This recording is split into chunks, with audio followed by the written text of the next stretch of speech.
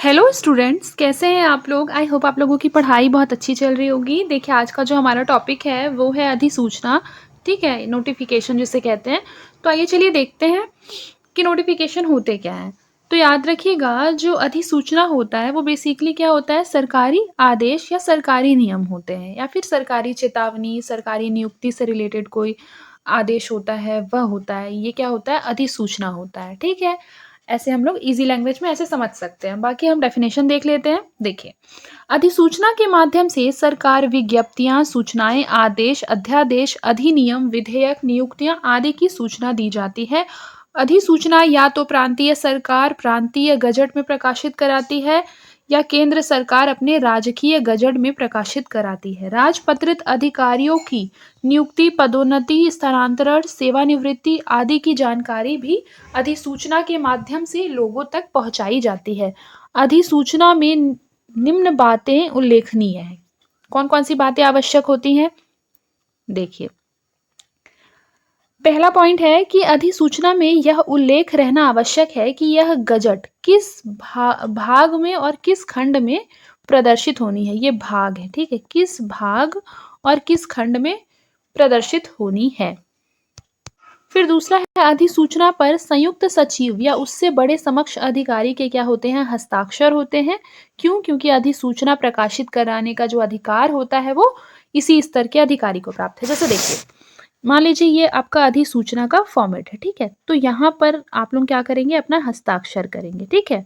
मतलब कि आप लोग नहीं, जो भी मान लीजिए बड़े अधिकारी जो हैं वो क्या करते हैं, जो कि इसको लिखते हैं, ठीक है, जो इसको क्या करते हैं, भेजते हैं, वह यहाँ पर अपना हस्ताक्षर करेंगे। फिर देखिए, इसमें संबोधन एवं स्वनिर्देश नहीं होता। संबोधन इन द सेंस कि इसमें महोदय, महोदया, ये सब वर्ड का जो यूज है वो नहीं किया जाता है, ठीक है।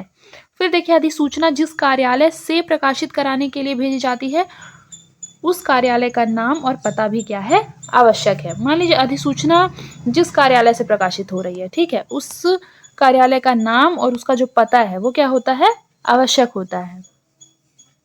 फिर देखिए, अधिसूचना सदैव अन्य पुरुष में लिखी जाती है। फिर जिन्हें प्रतिलिपि प्रेषित की गई हो उनके नाम, पते बाईं ओर क्या होने चाहिए, लिखे होने चाहिए, ठीक है, बाईं ओर, जैसे कि यहाँ पे, ठीक है।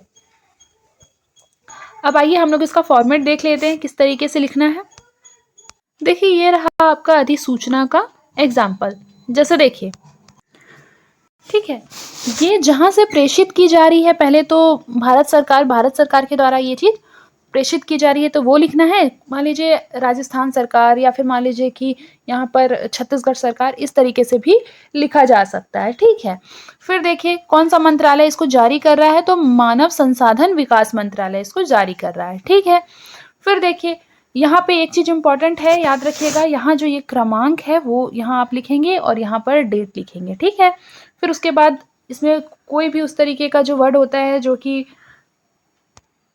कि संबोधन युक्त होता है, उस तरीके का प्रयोग नहीं होता है, जैसे मैंने बताया था।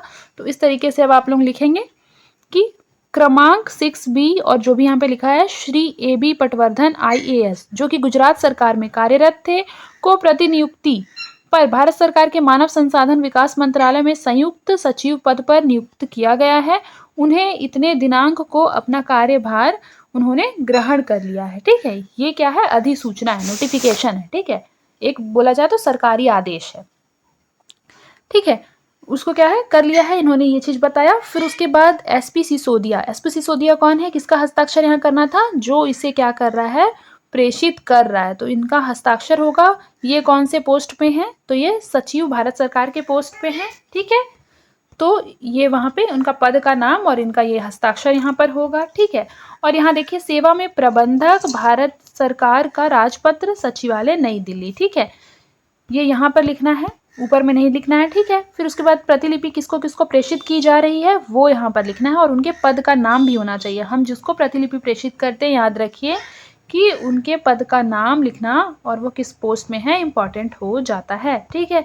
ये आप स्किप भी कर सकते हैं, ठीक है, लेकिन ये आपको स्किप नहीं करना है। ये प्रतिलिपि जिसको जिसको प्रेषित की जा रही है, इस तरीके से आपको क्या करना है, एक अधिसूचना का फॉर्मेट बनाना है, ठीक है। और बाकी क्वेश्चन में जिस तरीके से भी लिखा रहेगा आपको सिर्फ ये याद रखना है कि ये जो होता है अधिसूचना, उसमें बिना किसी भी मतलब बिना किसी उस तरीके के भावना के, जैसे होता है ना कि हमारा जो इमोशन होता है उससे दूर हट के अधिसूचना लिखा जाता है, ठीक है।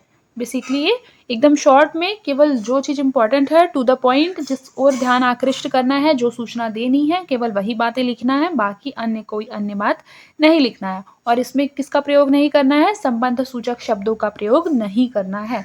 इस तरीके का ही आपका फॉर्मेट रहेगा। और बाकी एक दो क्वेश्चन हम PYQ के भी करके देखेंगे, अगर अधिसूचना उसमें होगा तो, मतलब आया होगा यदि एग्जाम में क्वेश्चन पेपर में तब, ठीक है। तो आज के लिए बस इतना ही, मिलते हैं नेक्स्ट क्लास में, तब तक के लिए अपना ख्याल रखें और मन लगाकर पढ़ाई करते रहें।